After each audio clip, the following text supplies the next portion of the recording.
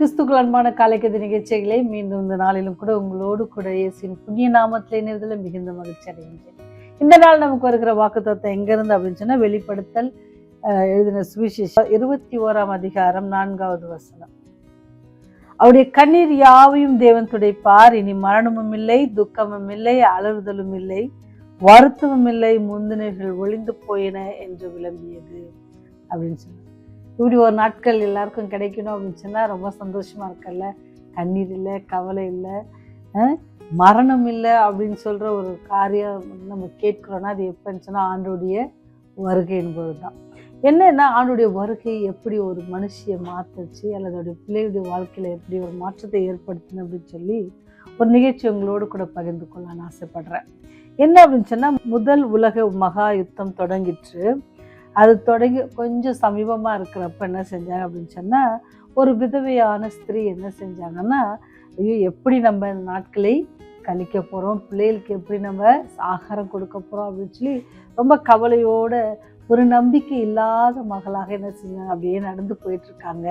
அங்கே என்ன நடக்குதுன்னு சொன்னால், ஒரு வீட்டில் என்ன செய்கிறாங்க, ஒரு அந்த அறையில் என்ன செய்யணும்னா தேவனை குறித்து பேசி கொண்டிருக்கிறாங்க. அந்த பிரசங்கத்தை என்ன செய்கிறாங்க அப்படியே நின்று கேட்குறாங்க. அந்த பிரசங்கர் என்ன சொல்கிறாருன்னா, பரலோகத்தை குறித்து ஒரு நம்பிக்கையை அவர் சொல்கிறாரு. நம்ம இந்த உலகத்தில் இப்படிலாம் வாழ்ந்தோம் அப்படின்னா நமக்கு ஒரு இடம் இருக்குது. அங்கேனே இல்லை, கண்ணீர் இல்லை, கவலை இல்லை, மரணம் இல்லை, துக்கம் இல்லை, அலறுதல் இல்லை, எதுவுமே இல்லை, அப்படி இல்லை இல்லைன்னு சொல்லியிருக்கும்போது அப்படியே நிற்கிறாங்க அந்த சகோதரி. இப்பேற்பட்ட ஒரு இடம் இருக்குதா, அந்த இடத்துக்கு உங்களை அழைப்பதற்காக ஒருத்தர் வரப்போறாரு, அந்த இடத்துக்கு போக நீங்க ஆயத்தமா இருக்கீங்களா, இந்த உலகத்தெல்லாம் அழிஞ்சு போகிற காரியங்கள் அப்படின்னு சொல்லி ரொம்ப உற்சாகத்தோட அவர் பேசும் பொழுது அதை கேட்ட அந்த சகோதரி அப்படியே 2 ஸ்டெப் இன்னும் கொஞ்சம் முன்னாடி அந்த படிக்கு மேலே ஏறுறாங்க.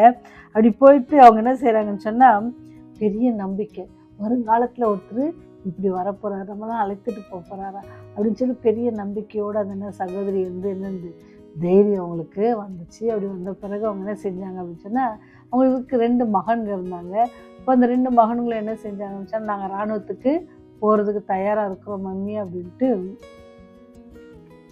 சொல்கிறாங்க. அப்படி சொல்லும்போது அவங்க சொன்னாங்க, இல்லை இல்லை, நீங்கள் என்ன செய்யுங்க, ஆண்டவருடைய அன்பை குறித்து மற்றவங்களுக்கு சொல்லுங்கள், அவர் வரப்போகிறார், நாள் அதி சீக்கிரமாக இருக்குது சொல்லுங்கள் அப்படின்னு. ஒரு பையன் என்ன செய்கிறான்னு சொன்னால், ஆப்பிரிக்கா தேசத்திற்கு போய் 40 வருடம் என்ன செய்யணும்னா ஆண்டவருடைய அன்பை குறித்து தேவ ஊழியத்தை செஞ்சுட்டு வரான். இன்னொரு பையன் அமெரிக்காவுக்கு போயிட்டு அமெரிக்காவில் என்ன செய்யணும்னா ஒரு பத்திரிகை நிருபராக இருந்து அப்படின்னு சொன்னால் ஆண்டவருடைய சத்தியத்தை என்ன செய்கிறாரு, பத்திரிகை வாயிலாக அவர் செய்கிறாங்க. ஏன் இந்த கதை நமக்கு சொல்லப்படுகிறது அப்படின்னு சொன்னால், நம்ம நிறைய நேரத்தில் என்ன செய்கிறோம், அதைரியப்பட்டு இருக்கிறோம். வருங்காலத்தை குறித்து என்னது பயம் நமக்குள்ளே இருக்குது. நம்ம எதை குறித்தும் பயப்படும். இந்த உலகம் நமக்கு நிரந்தரம் இல்லை அப்படின்றத நம்ம மனதில் வச்சுக்கணும். நம்ம இங்கே படுகிற கஷ்டம் என்ன இல்லை, நிரந்தரம் இல்லை. ஏன்னு சொன்னால் நம்ம நேசிக்கிறோம், நம்மோட கூட இருக்கிறோம். ஆண்டவர் நீங்கள் கஷ்டப்படுறதோ இல்லை நான் கஷ்டப்படுறதையோ, நான் கண்ணீர் விடுவதையோ அல்லது நான் வியாதியில் கஷ்டப்படுறதையோ பார்த்து சந்தோஷப்படுகிற கடவுளை நான் வணங்கலை. அவர் நாம் அழுது அவர் கூட அழுவாங்க. நம்ம வேதனை அடைஞ்சோன்னு சொன்னால் அவங்க ரொம்ப அழுவாங்க. அதனால சொல்கிறாரு, இஸ்ரவேலை காக்கிறவர் உறங்குவதும் இல்லை, தூங்குவதும் இல்லை. எவ்வளோ இதுவாக நம்மை பாதுகாக்கிறார், நம்மை உற்று நோக்கி கொண்டிருக்கிறார். அப்பேற்பட்ட அன்பான தேவன் அதி சீக்கிரமாக வரப்போகிறார். அந்த செய்தி ஒரு மனுஷியுடைய வாழ்க்கையில் நம்பிக்கை தருது அப்படின்னு சொன்னால், உங்களுக்கு எனக்கும் அந்த நம்பிக்கை கண்டிப்பாக தேவை. ஏன்னு சொன்னால் ஆண்டவர் அதி சீக்கிரமாக வருகிறார். அந்த தாய் கேட்ட அந்த சத்தியத்தை அவருடைய பிள்ளைகளுக்கு என்ன செய்கிறாங்க, ஷேர் பண்ணாங்க.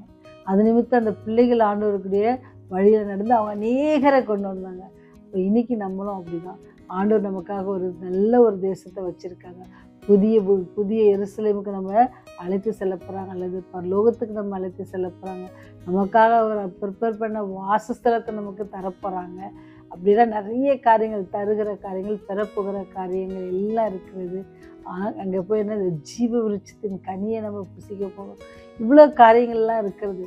அதனால இந்த உலகத்தில் இருக்கிற காரியங்களாம் நினச்சியோ அல்லது எதிர்நோக்கி வருகிற பிரச்சனைலாம் பெருசாக நடந்துக்கு பரலோகத்தை நோக்கி நம்ம எண்ணங்களுக்கு என்ன இருக்குன்னு சொன்னால், நம்ம நேசிக்கிற ஒருவர் நம்மோடு கூட இருக்கிறார், நம்ம பார்த்து கொண்டு இருக்கிறார், நம்ம தேவைகளை சந்திக்கிறவர் அவர் அப்படின்னு சொல்லி அவரை நீங்கள் விசுவாசிப்பீங்கன்னு சொன்னால், அவர் இன்னைக்கு நமக்கு கொடுக்குற வாக்குத்தத்தம் என்னென்ன, இந்த கண்ணீர் இல்லாத, கவலை இல்லாத, மரணம் இல்லாத, துக்கம் இல்லாத அந்த இடத்துக்கு உங்களை அழைத்து செல்ல காத்திருக்கிறார். அப்பேற்பட்ட தேவனை நீங்கள் விசுவாசிக்கிறீங்களா அப்படின்னு நம்ம ஜெபம் செய்வோம். ஜீவனுள்ள ஒரு தேசத்தில் எங்கள் பெயர்களை இன்று பதிவு செய்து நாங்களும் இந்த லோகத்தில் இன்னொரு நாள் ஜீவிக்கும்படியான பெரிய கிருபையும் ஸ்லாக்கியத்தையும் கொடுத்த பரலோக தந்தையே, உடைய அன்புக்கான கொடான கொடி சோஸ்திரம் ஆண்டவரே, எங்களுக்காக ஸ்தலத்தை ஆயத்தப்படுத்தி மீண்டும் வந்து எங்களை அழைத்து செல்வது என்று வாக்கு தந்த தெய்வமே, இந்த நாளிலும் கூட ஆண்டவரே நாங்கள் கேட்ட சத்தியத்திற்காக நன்றி செலுத்துகிறோம் தகப்பனே.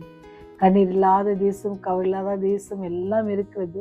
நான் வரப்போகிறேன் என்று சொல்லியிருக்கீங்க. எங்களை ஆயத்தத்தோடு காத்திருக்க சொல்லியிருக்கீங்க தாமே.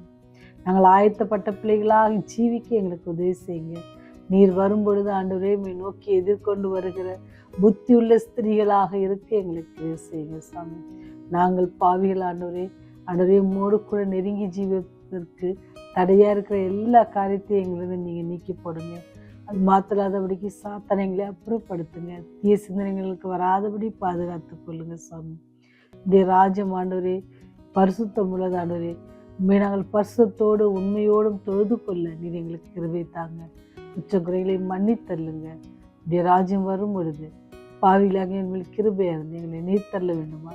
இயேசுவின் வழியாய் தாழ்மையோடு ஜெபிக்கிறோம். ஜெபில தகப்பனே, ஆமென்.